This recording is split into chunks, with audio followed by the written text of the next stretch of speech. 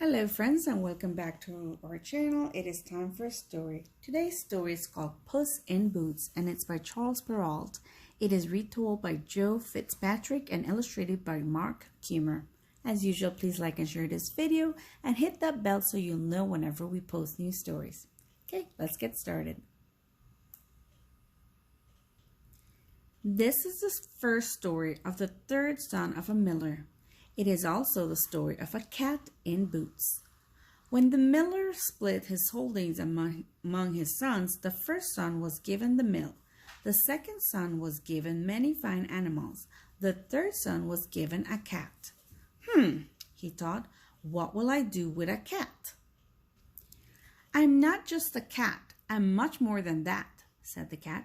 Give me the match to red leather boots, and I will return you a mountain of loot.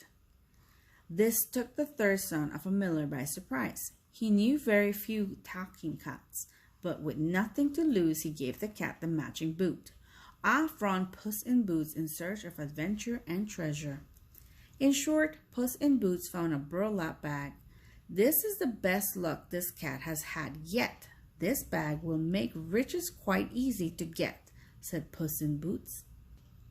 Puss in Boots used the burlap bag to capture a rabbit, which he then presented to the king as a gift.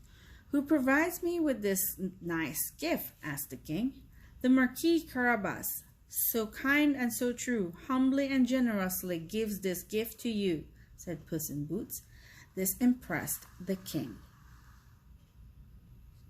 The next day, Puss in Boots used the burlap bag to catch 2 partridges, which he also presented to the king. Who provides me with this nice gift? Asked the king.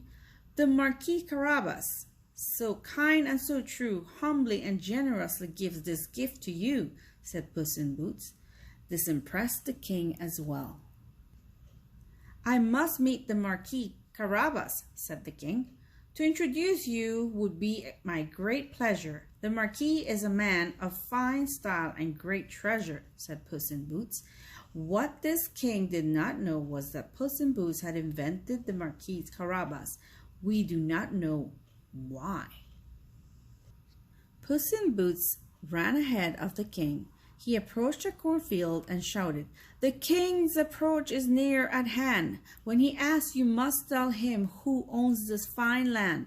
Marquis Carabas is what should be said, else the king may decide to just go and cut off your head. Later, when Puss in Boots brought the king by the field, he inquired about the owner. The king was told the Marquis Carabas owns this land. Very impressive, thought the king. Once again, Puss in Boots ran ahead of the king.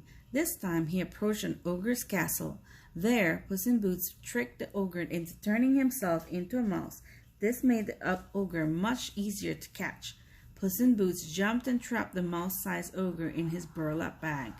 Puss in Boots then ran to get the third son of a miller. He dressed him up nicely and told him to wait in this empty castle.